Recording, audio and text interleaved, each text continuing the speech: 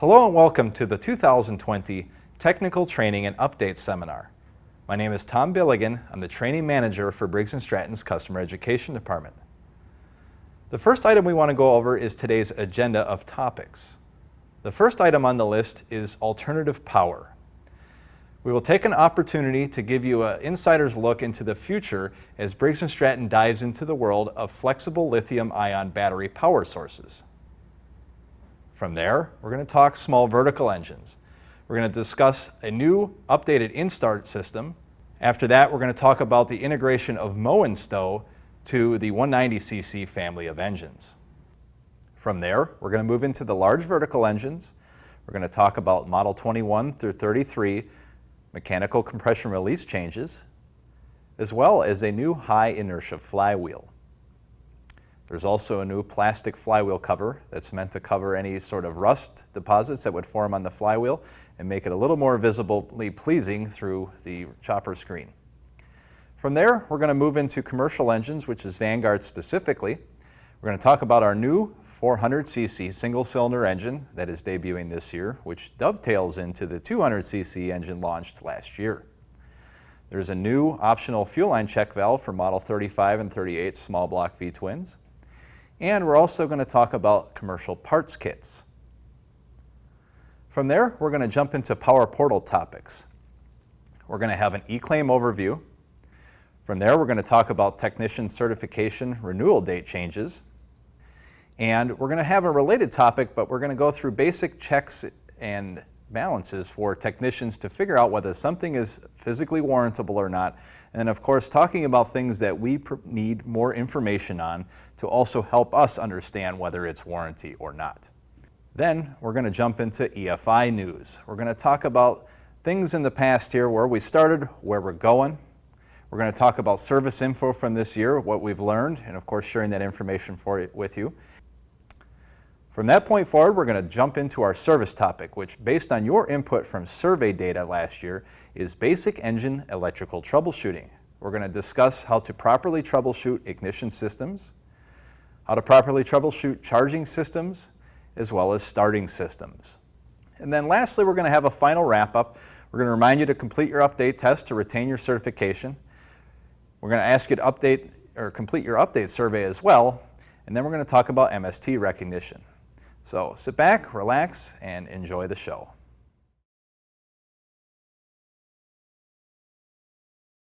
Going back a couple of years ago, Briggs & Stratton has made a commitment to develop alternative powered equipment with the introduction of our 82-volt lithium-ion battery-powered line of handheld products.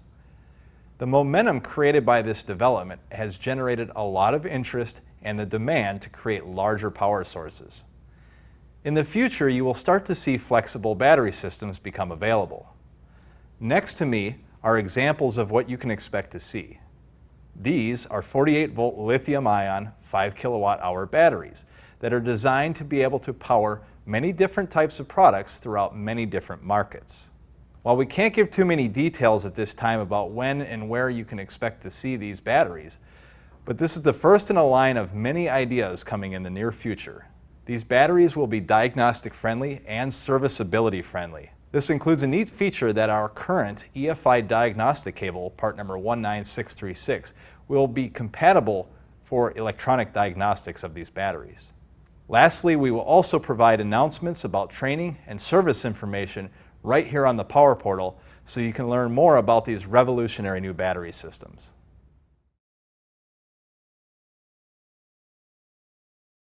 The first topic under small vertical shaft engines is updates to our instart starting system. Now, in case you're not familiar with what instart is, this is our battery and starting system built into the engine that we've had out for a few years now. Now, this had a removable battery that you would put in a separate charger, and then it would clip into the top blower housing of the engine. Now, we've made some changes going forward for the 2020 model year here, where that battery has now become integrated into the blower housing. And there is a charge port on the side that you plug in a separate charger. Now, the previous units had a separate standalone charger and so forth. Now, this is going to be an evolution of that particular system. Now, in case you're not completely familiar with what Instart is here, this has been around for a couple of years now. It's been primarily used in Europe and Australia, with a handful of them being sold in the US and Canada. Now, you may start to see more and more of these things show up throughout the dealership network, so just making sure that you're completely aware of this system. Now, the main reason for the change is it's not done very well domestically because it's been fairly expensive to produce. Between that, having a separate battery and a charger, that adds cost to the bottom line of the engine as well. The large box retailers do not want to inventory another tool or a battery or anything else specific. They prefer it all just to sell one box, one SKU, and that's it. Okay? So this eliminates the need for that costly charger base. So some of the changes that we're going to see going forward is obviously the battery is now integrated into the blower housing and is hardwired, so the battery does not need to be removed for charging like previously. It is serviceable though, however. If something goes wrong with it, you can take it apart, repair it, replace the battery as an independent component.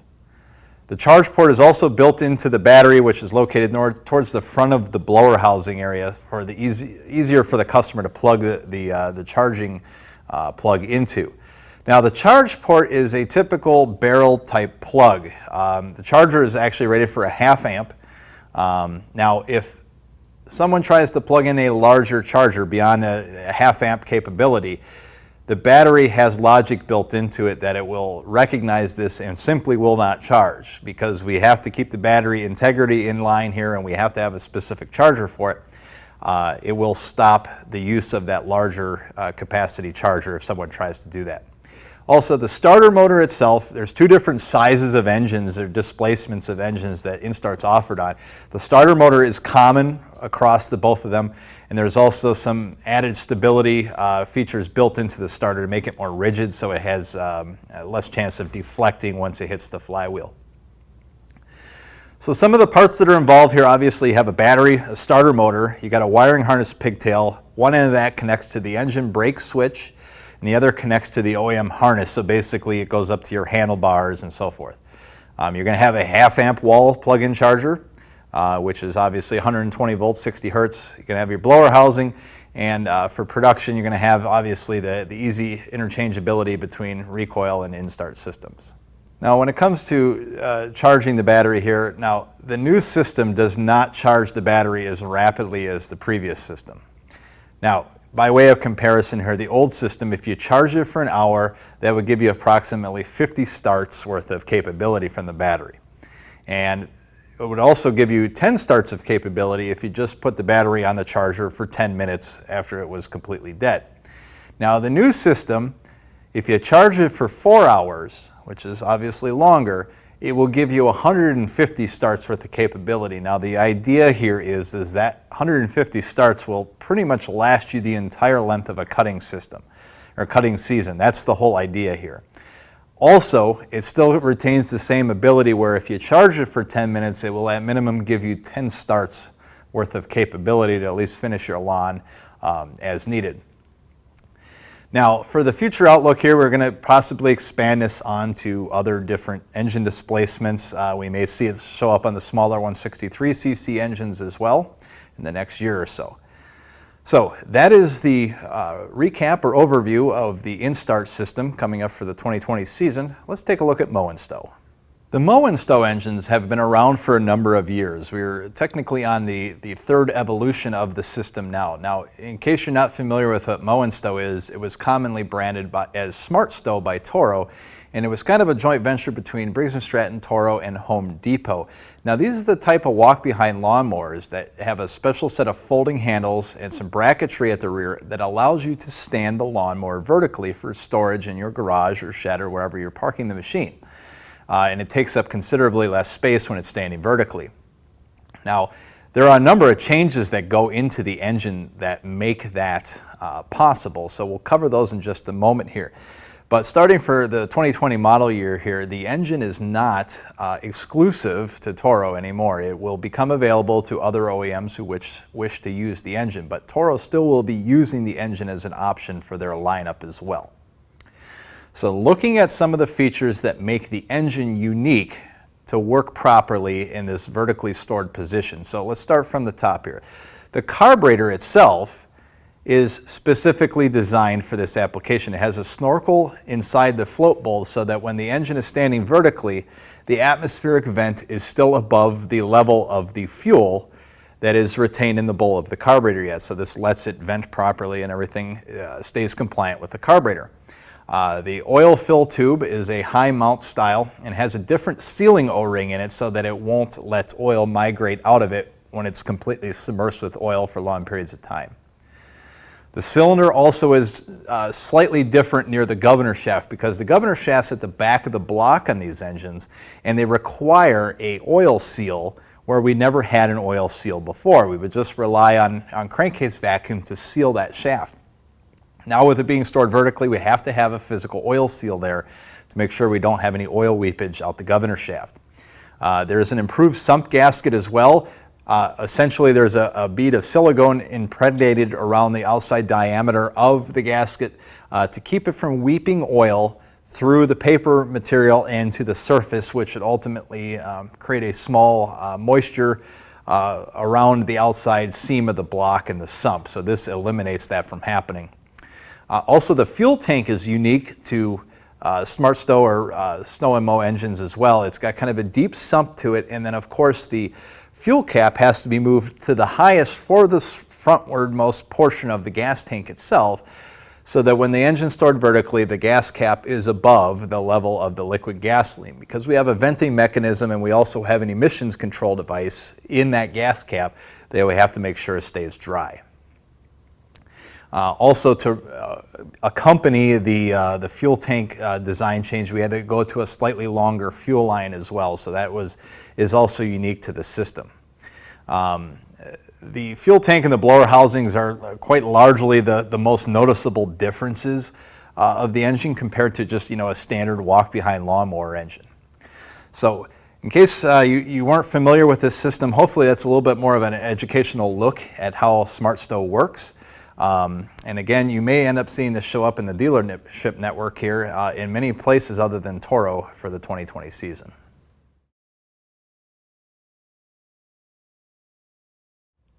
Our first topic under large vertical shaft engines is a new camshaft design for the Model 21s, 31s, and 33 platform of large single-cylinder engines. Now, it probably goes without saying you probably ran into a compression release failure or an issue of some sort with this engine family in your experience at the dealership level. Now, for a number of years, what would end up happening is the engine would give the exhibit of it would hit the compression stroke, stop dead during cranking, and then the starter could not overcome it. Now, your first inkling is to go look at valve lash settings to make sure that your compression release system is, adjusted properly through proper valve lash settings, and you'd find that your clearances are correct. However, you cannot seem to see the compression release system working. So that led you inside the engine to find that the compression release mechanism had broken on the camshaft itself. Now, going back probably about 4 to 5 years now, we started making some evolutionary improvements to this camshaft to help stop this phenomenon from occurring. Now, when we made some of these changes, it was made to the powdered or sintered iron or powdered steel, whichever you'd like to call it, flyweight that's part of the camshaft that operates the physical compression release rod that moves up and down on the back of the exhaust valve lobe. Now, we were finding that when we would assemble these things, we would accidentally build in some damage to the shaft as well as the powdered steel flyweight, and in time and enough duty cycle, they would end up failing and coming apart, and that's what would ultimately end up with your result of the starting issue. Now, starting in about 2015 or so, we started making some changes to these flyweights. We started building ones with a plastic bushing between the sintered iron weight and the shaft itself. These ones were stamped with the capital letter G on it. These are kind of like the middle ground camshaft design, or the next evolution to try to fix this problem. And then continuing on from there, we had an even better improvement in design. Basically, we changed the material structure of the powder steel. We made it more denser and a little bit more beefy. And these flyweights now have the capital letter J stamped into them to let you know that, hey, these are the latest and greatest of the old design. And of course, the way we handle and package these camshafts have changed a little bit. We were finding that damage was occurring during shipping and so forth, so we try to mitigate that with better packaging standards there as well. Now, going forward, as far as the 2020 model year and beyond, we are going to introduce an entirely brand new style of compression release system for that engine family. This is what we call a yoke style compression release. Now, it has a little plastic bar here and a much smaller flyweight that is spring assisted to help bring it back into an armed position. But this design is going to be a lot less problematic, and it's way easier to produce for us, and it also makes the camshaft more durable overall. Now, at this point in time, there are no part numbers available for this right now because this is still pre-production. So when we hit our production schedule here, in the illustrated parts list for these engines, we will work it so that it is backwards compatible, so that when you look up the camshaft for the particular engine you're working on, it will automatically supersede you to the newest yoke style compression release system. Okay, so this will be all done automatically through behind the scenes if you're looking this up through eParts on the Power Portal and so forth. But again, we do not have part numbers on these right now, and the part numbers would vary based on whether it's a Model 21, 31, 33, etc. Okay, so having a part number right now doesn't necessarily do us any good, but this is more just an outlook of, hey, here's the evolution of what happened with these camshafts, what we tried to improve, and of course, what our latest and greatest and hopefully final fix is for these. So let's take a look at our next subject here under large verticals. The next topic is the new high inertia flywheel, and this is for V-twin engines specifically. So we increase the mass of the flywheel to help with load acceptance, as well as power during blade or mower deck engagements or climbing hills, those sort of things. And it also works to help out smooth any hunting and surging conditions or anything that might have happened after a sudden shock load to the engine. All this works to smooth out the general engine operation as well.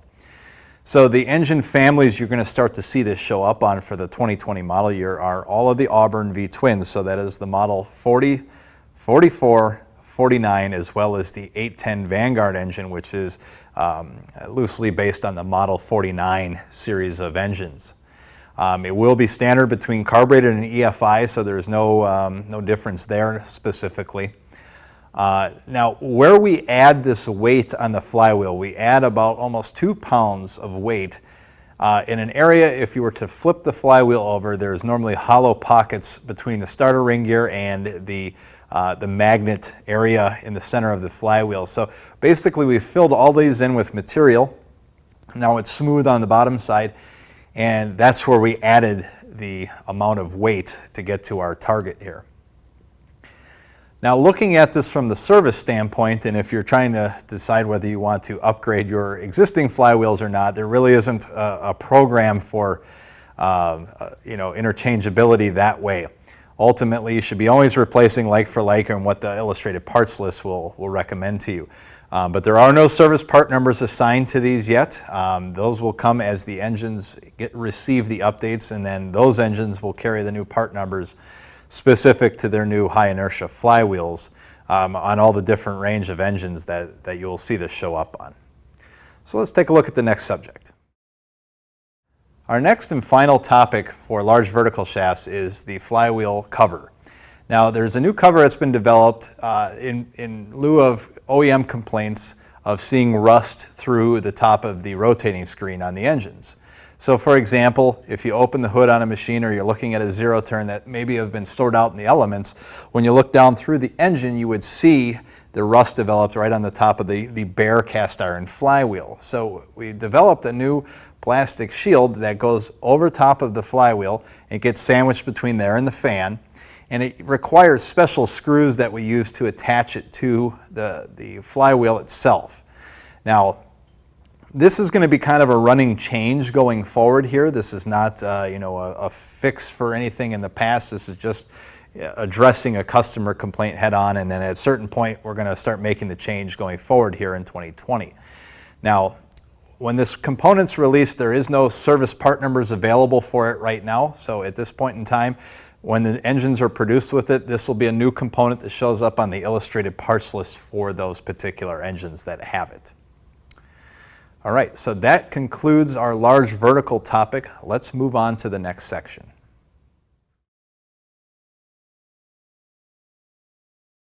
The first topic within our commercial lineup of engines for Vanguard is the new 400 series that's going to be launching this year. The 400 series is the next evolution in our single-cylinder Vanguard engine lineup. We launched the 200cc engine last year, and that was in a 6.5 horsepower variant. The new 400 will be a 14 horsepower variant. Now, the engine shares a lot of the same similarities in componentry with the 200 in terms of it having a cyclonic air filtration system, the nanomedia technology air filter, which lasts up to 600 hours of operation. It will feature the same 200-hour oil change intervals.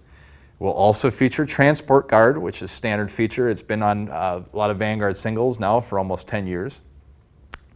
And a host of other features too that make it quieter, less vibration, and easier to start, are just to name a few. So look for that engine lineup to be coming here in the 2020 season as well.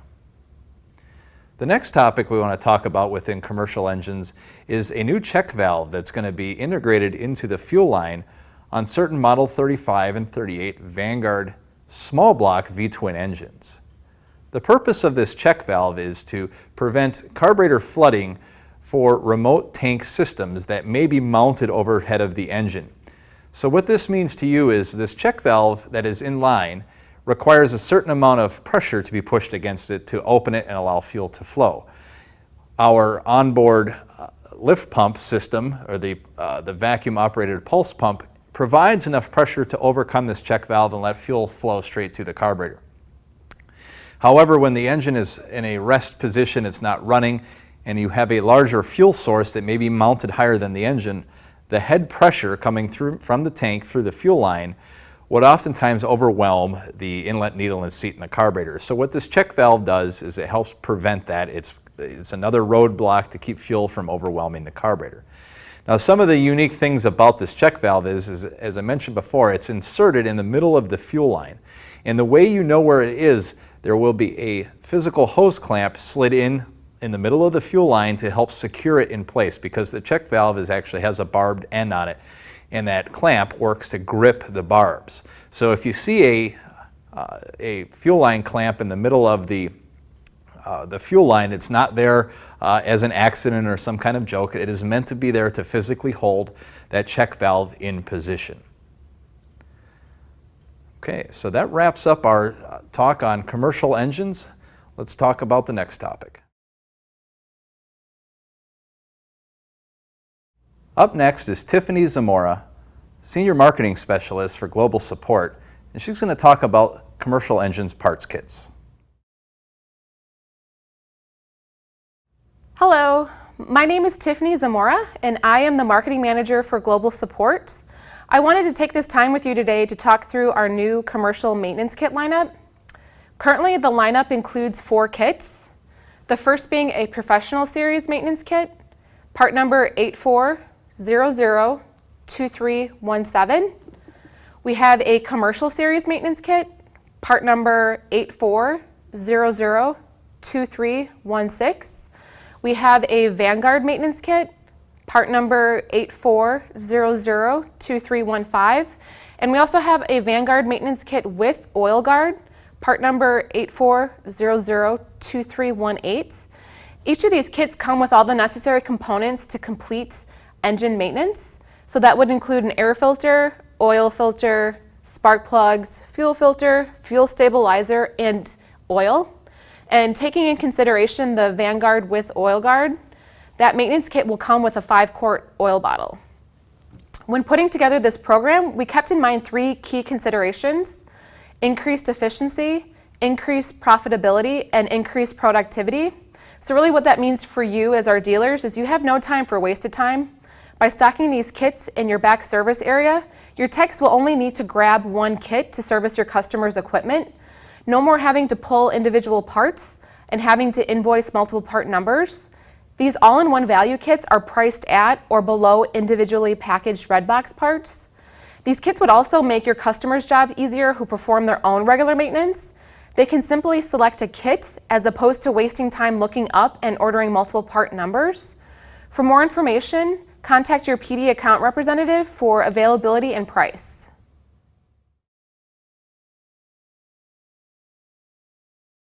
Up next is John Witzleb, Manager of Technical Business Solutions. John's going to talk about our Power Portal topics. Hello, I'm John Witzleb, Business Technology Manager for Briggs Stratton. Today I'm going to highlight some changes regarding e-claims, technician account expiration dates, and MST exams. Let's start with e-claims. We are making 2 changes and they should get deployed prior to the end of this calendar year. The first change is that we are enabling dealers to delete in-process claims. Obviously, delete means once you delete it, it's gone, so please be careful. But the more significant change is regarding the cases where the serial number is not available. We've been asking you to submit an image of the missing or illegible tag for years. Shortly, we are going to prevent you from submitting the claim without an image, so you'll need to submit a picture of the missing or illegible tag before you can submit the claim. A few weeks ago, we sent out an email and put a page on the Power Portal alerting you that we are going to change your expiration date to be December 1st. We executed this on September 3rd, so by the time you see this, that change already happened. If this is the first time you are hearing this, I'll cover some of the highlights. You can also find more information on the Power Portal, but for starters, everybody's expiration who wasn't already expired gained time before they expire. What we did was we took your current expiration date and we added days to it until the new date was December 1st. Looking at this table, which can be found on the Power Portal, here are some examples. If we look at Technician A, his current expiration was November 1st of 2019. The future expiration would be December 1st of 2019, so effectively he gained about 30 days. If you look at Tech B, however, his expiration date was December 21st of 2019. His new expiration date was December 1st of 2020. So the first question you're asking is, why did we do this? Well, we think it'll be easier for the technicians to remember to renew their qualifications. Even though we send out emails at 90, 60, and 30 days alerting you that it's time to renew, and effectively that's a quarter of a year's worth of notice we give you, we often hear from techs who didn't realize their certification had expired. With everyone now expired on the same day, we can broadcast a message on the portal and remind you guys during the technical update seminar, that's today, that the expiration date is coming, so we hope that this change makes life a little easier for you. Finally, we are changing the MST program slightly on January 1st.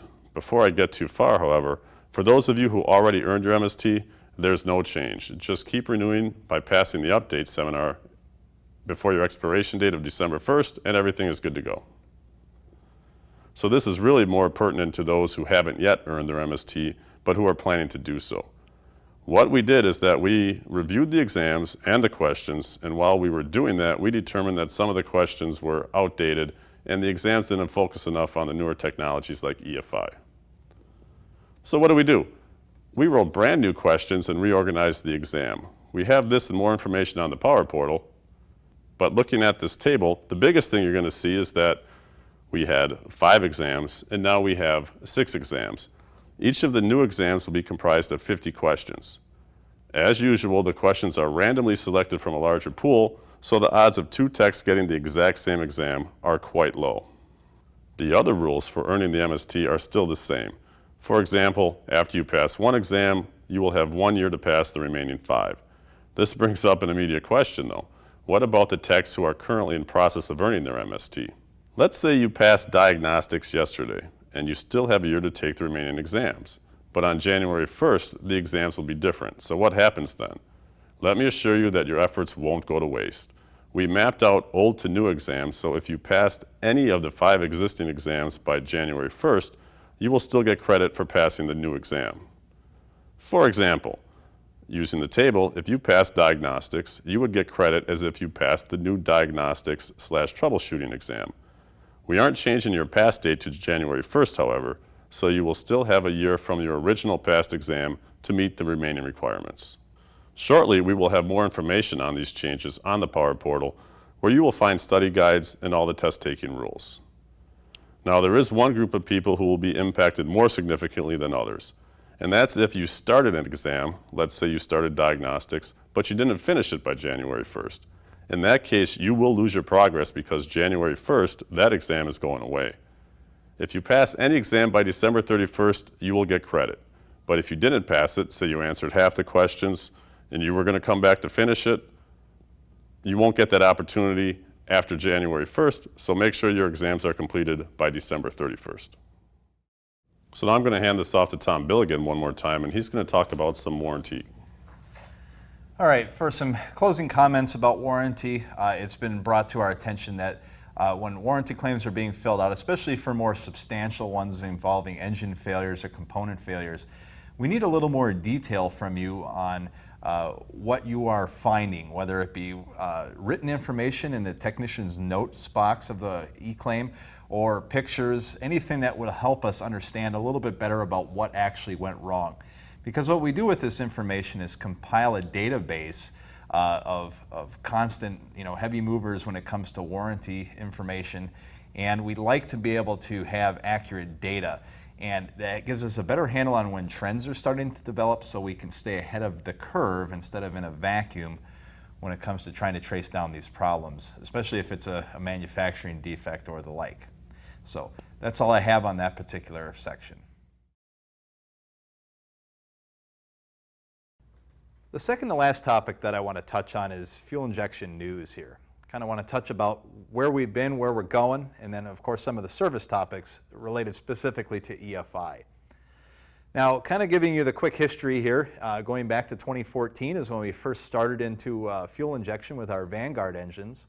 Now, we started with a Delphi system on both our big block engine for marine applications only, and then in March of 14 we launched our 810 EFI Vanguard engine with the Delphi fuel injection system.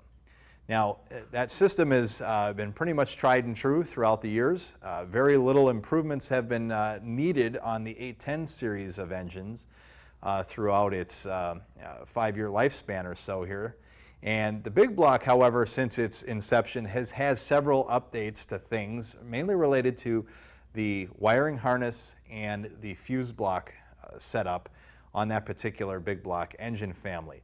Now, there's been several service bulletins over the years in relationship to fuse blocks and that sort of thing, but ultimately we've been trying to find better ways to secure the wiring harness, lengthen certain wires here so they're not being pulled taut, and just trying to fix overall assembly related errors that could take place or just damage due to stress on components. So a lot of those changes have been incremental and been running changes. So ultimately, if you have an engine that's 2016 and newer, it's the best of what we have to offer. It's got all the latest and greatest features already on its standard in terms of improvements that we've made. Now, kind of talking about the future here. Now, you may or may not know, but about 2 years ago, we launched a different brand of EFI system called Mala, and that went specifically on our Model 38 Vanguard small block engines, 23 horsepower only. It had an electronic governor, and it's an open loop system. Now, it was primarily designed for the European firefighting generator market. Now, it's going to be starting to be used in certain applications here in North America, and you may start to see this thing show up because of that. Now, it is a horizontal shaft version only. There's no vertical shaft, and the systems may or may not be electronically governed. They are working on mechanically governed versions as well. Now, the diagnostic aspect of that engine, exactly the same as the Delphi systems. We use the same diagnostic tool. The software works exactly the same on that engine. You'd treat it the same way. Now, there is a service manual unique to that particular engine that is available as well on the Power Portal in the EFI Resources tab. Now, speaking towards some of the service-related topics, we want to touch on some EFI grounding-related issues. Now, in case you're not totally familiar with EFI and the importance of grounds, the system basically powers up circuits by default. So they'll have battery power or 5-volt power, depends on what circuit it is. And then the ECM simply closes that circuitry to ground on the other side to complete the path. And if your ground path is not perfect, the system is not going to work correctly. So we've been starting to see some ground-related issues on units now that have gotten some age on them or have been out in inclement weather. So if you're starting to have some bizarre performance-related issues or multiple trouble codes and all these sort of things that are unnatural showing up, I would recommend to you to start checking grounds at the engine block.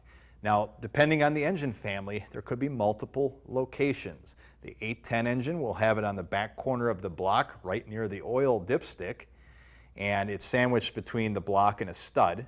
And then on the big block engines, you're going to have to remove the blower housing to see it because the ground wire is attached to one of the ignition coil mounting bosses as if it was a carbureted style engine.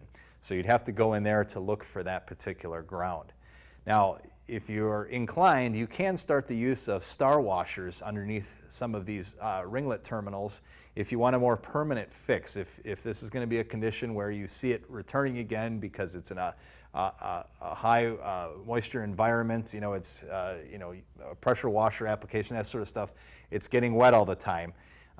It may pay to start using these star washers here to help alleviate some ground issues. As I mentioned before here, some of the incremental changes that had taken place on the 810 engine family to help prevent this from occurring, but we've been seeing some more reports of wiring harness chafing where the wire comes behind the dipstick tube and it's been rubbing through on the engine block itself.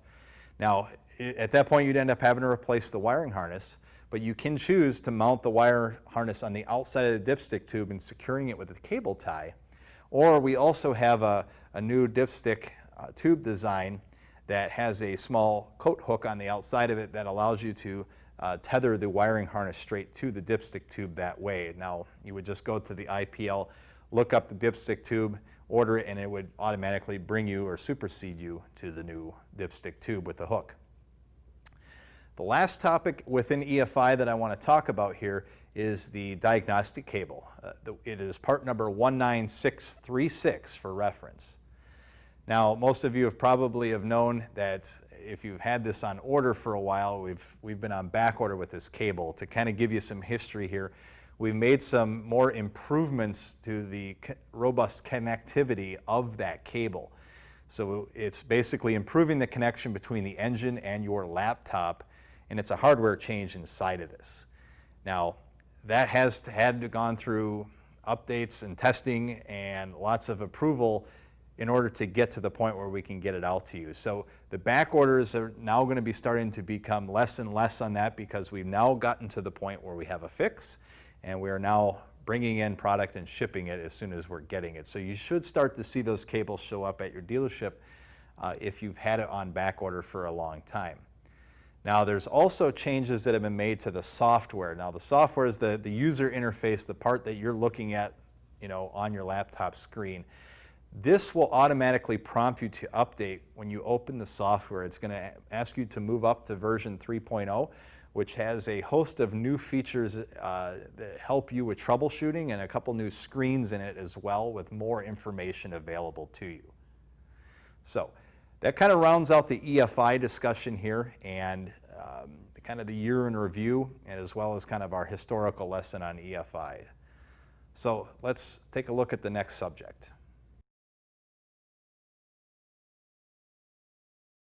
All right, our first in our lineup of technical topic this year is going to be focused on the ignition system.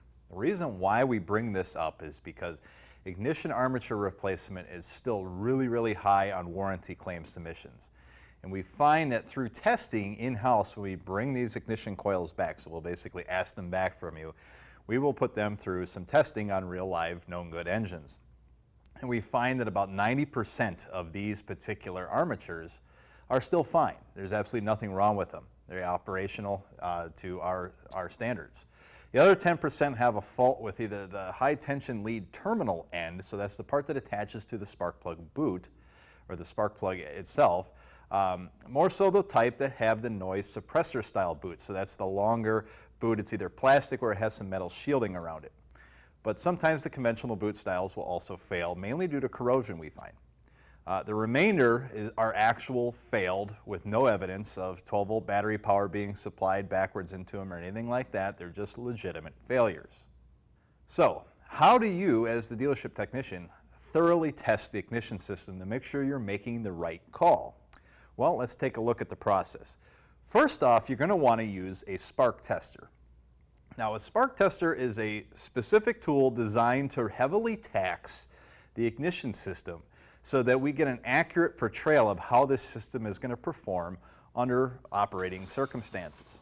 So there's a large gap in the test window, and this provides enough resistance, or basically putting strain on the system, to simulate what's required to produce a spark against cylinder pressure on a running engine.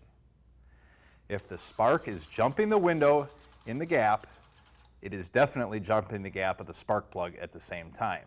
So that is not a concern necessarily. Now, if we don't have spark, now here's where we have to start diving down some different roads of troubleshooting. So if we have no spark with the spark plug tester in line with the high tension lead and the spark plug itself, you have to move the test lead to something metallic. I prefer something shiny and metal so I know I'm going to get a good connection to ground. From there, try it again. See if you now have spark. If you do, we've proven that the spark plug may have actually failed. Now, why it failed, we're not exactly sure. It's an easy enough component to change versus, an ignition coil. So it could be fouled, something else could be cracked with the insulator portion of it. Anything could be, a number of things could be wrong with that spark plug, but let's swap it out and see if that fixes it at that point, okay? If still no spark, you have to isolate the ignition armature down from the rest of the machine. So in most cases, this is going to involve you removing the blower housing from the engine, because ultimately you have to get down to the ground wire that attaches to the ignition coil. So typically unplugging the ground wire from the spade terminal on the side of the armature is plenty sufficient for this. Okay, that completely isolates the engine from the piece of equipment. If you have spark, now you need to look at that ground wire harness that's routed from the blower housing all the way down to outside the engine where it connects to the piece of machinery, or all the way back on the machine, because now you've at least determined a direction. You know now it's not the engine, it's potentially the piece of equipment or the wiring that connects to the ignition coil itself. Now, if you have isolated the system and you have no spark still, the next thing to pay attention to is the spark plug boot area. Water under the boot or corrosion buildup can actually happen quite often there. Now, water is a great conductor of electricity. It will help that spark find another alternative ground path if there is physical water underneath the rubber boot, okay? Also, if needed, if you're working on an engine that has the newer suppressor style boot, so again, the larger spark plug boot, you can actually remove that boot and bypass it for testing. So typically it just unthreads off of the end of the high tension lead, about 3 or 4 turns, and then it will separate. From there, you can use a pin in the center of the high tension lead and a jumper wire to the spark tester to bypass it and confirm if spark is present now or not. As far as myths go, rust on the magnet will not affect the armature performance. Air gap larger than 10,000ths of an inch can affect the amplitude or strength of the spark, but in most cases, even backed all the way off, it will still create a spark. Oftentimes, moving the armature to readjust the air gap is enough to restore the continuity between the cylinder block and the lamination stack. That's what often fixes a no spark condition after you readjust the ignition air gap or the armature air gap. So the next question is, I've brought it up a lot previously here, why do we need these resistor type spark plugs and suppressor boots? What is the theory behind this? So ignition systems on most engines are designed to include, at minimum, a resistor type spark plug. These spark plugs have a built-in resistor to work to help reduce what we call RFI, or radio frequency interference. It's also known as EMI, or electromagnetic interference.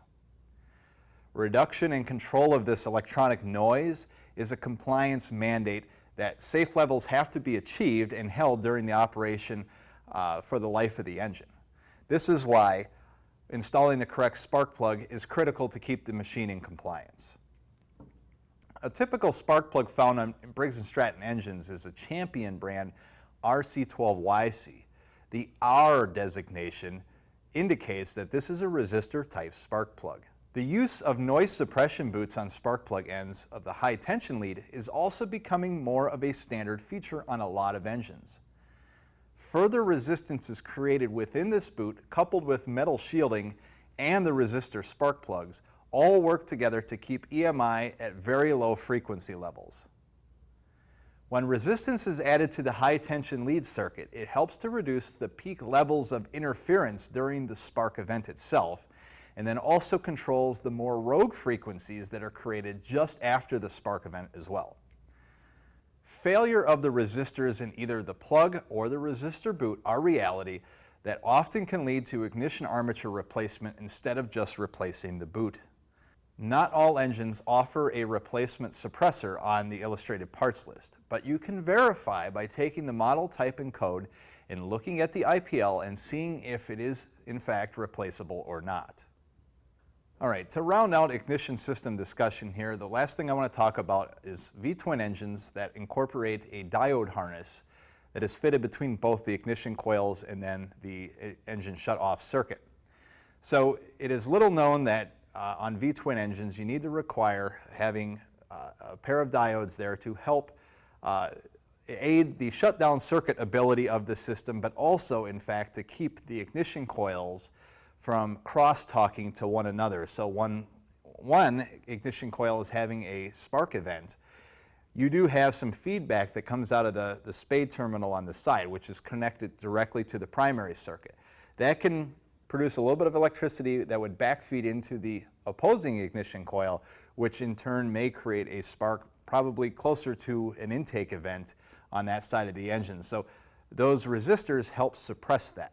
Now, these resistors can go bad. Typically, the way you see them fail is the engine, when you go to shut it off, one side of the engine will shut off, the other half keeps running. Or if you keep turning the key back on and off, it will produce the same event. That's typically your clue that something went wrong with the diode. Now, how they fail, typically some kind of electrical shock will damage them. So if something happened with the key switch internally, or momentary shock from battery being connected and arcing occurs at the terminals, things like that can cause those to fail. There's not a whole lot of amperage going through that circuit to damage them, but it is not advised to replace the individual diodes anymore. We used to prescribe that method, and you could get the repair parts individually. However, it is easiest to just purchase a new jumper harness that goes between the coils and then over to your ignition cutoff lead.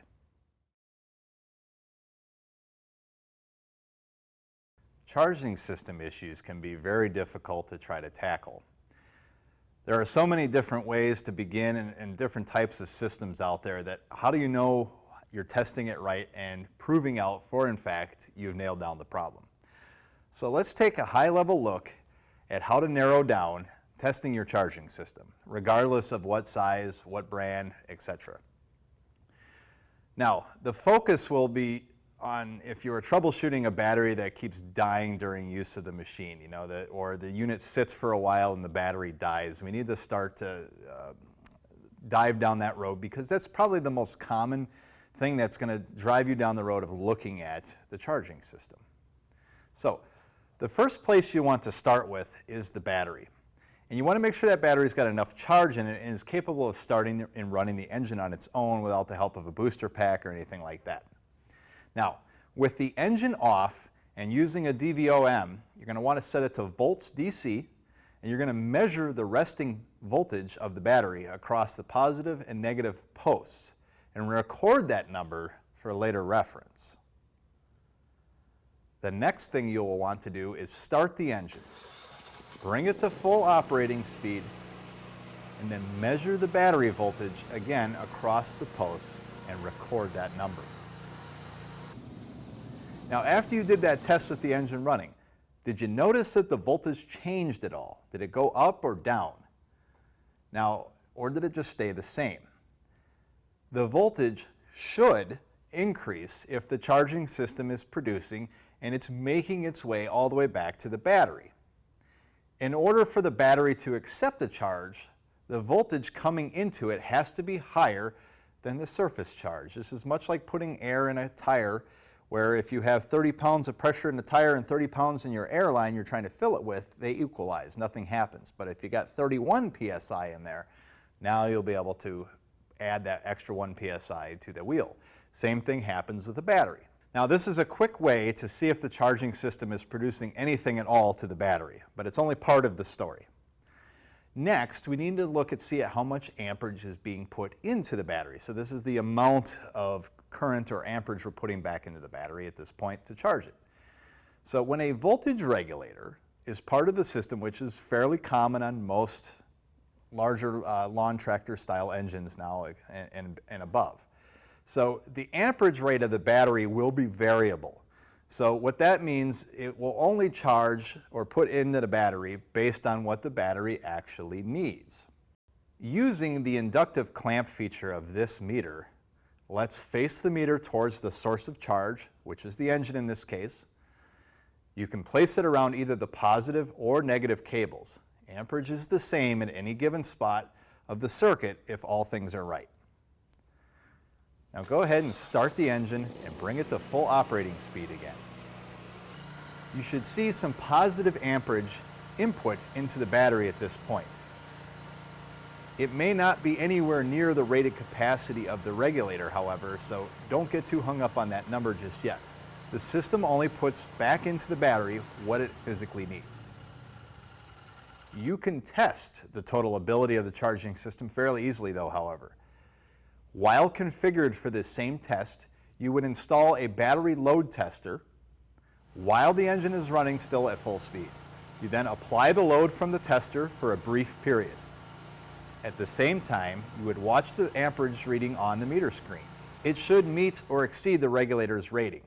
If you are not getting any voltage change at the battery or positive current input, then you are probably faced with either a connectivity problem, which could be voltage drop related, in the positive circuit anywhere from between the battery and the charging system, or it could be anywhere in the negative circuit as well. We have to have both sides of that circuit completely functioning. So you can now test the charging stator.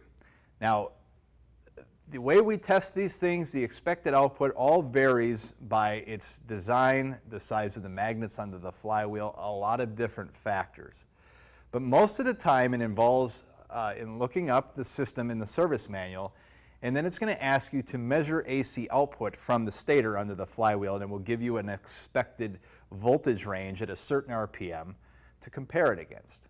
Basically, this is a process of elimination to verify if the regulator is faulty or some other system components giving you problems.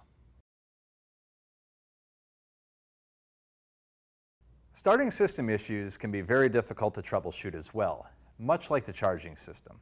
Let's take a look at a few approaches to help narrow down where cranking issues may be found with some very quick checks with a DVOM. If an engine will not physically crank over, there are a few places to look before you start anywhere else. The first place is making sure all the safety equipment has been satisfied. Is the clutch pedal down, parking brake set, lap bars out, all of those things can compile into a no start condition. By design, these features will interrupt the voltage going to the solenoid to prevent cranking. The second place to look is checking the battery surface voltage. A good battery will be in the area of 12.5 volts DC. While you are there, check the terminals for tightness and that there isn't excessive corrosion. From there, we need to observe a few things during the cranking process and decide where we want to start first. When the key is placed in the start position, does the starter attempt to engage, or is there any clicking noise from the starter solenoid? If so, there may be a voltage drop issue that we will need to address. More on that in a moment though. If no noise or attempt, then we need to start checking our circuits. There are two different types of starter solenoids you will typically find. The standalone type that typically will operate a Bendix style starter. The other is what's called a solenoid shift starter. This is the type where the starter solenoid is built into the starter assembly. What we need to do is test the starting circuit from the S terminal of the key switch all the way to the solenoid for voltage.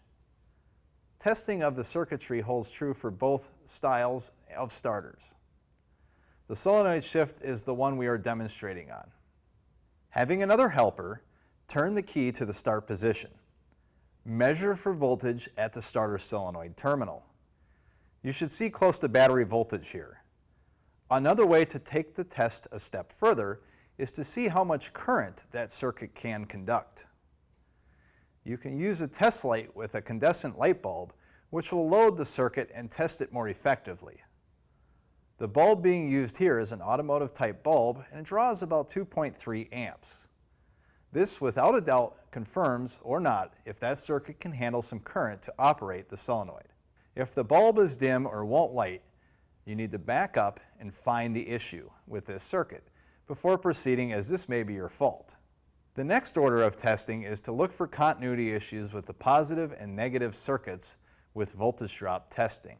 First, we will focus on the positive circuit. Set your multimeter to volts DC and then place your red meter lead on the battery post, not the terminal. The black lead will go to the post of the starter solenoid. Have someone put the key in the crank position and observe the voltage on the screen. The voltage seen is the amount of electricity that would rather escape the system through the meter because of resistance. About 0.5 volts or less is desirable. If there is more than this, you need to start isolating where the resistance may be located. Start performing the test between the terminal ends of the positive wires and see if there is any change in your voltage drop readings. Keep doing this test between any and all connections between the starter and the battery. You will repeat the identical testing procedures for the negative side of the circuit as well. Place your red meter lead at the negative battery post and the black lead to the engine block to start. Then investigate any and all connections in between for voltage drops to occur. Also, you can use your sense of heat as well. Anytime higher current levels pass through resistance, it generates heat in the exact spot the resistance is located. Feel the wires and connections to see if you can find it. The last point to touch on is if the engine is what we call deadheading during cranking. This is where the engine cranks until it hits the compression stroke and then stops. This can be something as simple as a valve lash adjustment is required because the compression release system is basically turned off because of excessive valve lash. Beyond that, it could be voltage drop in the positive or the negative circuits, or it could simply be a failing starter motor. That's up for you to determine.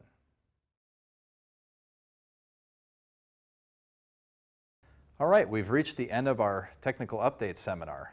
Just a few final wrap-up points here. I want to make sure that you remember to go out and complete your update test exam. Now, this is so that you can retain your educational status. Also, we want you to take an opportunity and complete the update survey. This goes a long way to make sure that we're giving you what you want in terms of information, and it also helps us craft what our new technical topic is going to be for the next season. Lastly, for our Master Service Technicians, upon completing your update test exam, that will now re-up you for another year for Master Service Technician certification. And also, in the future, not right away, you will be getting an email from us with a certificate to our MST Mall so that you can go out and pick out your new MST gift for the year. So, with that being said, thank you very much for your attendance. We appreciate working with you, and we hope to work with you again in the future.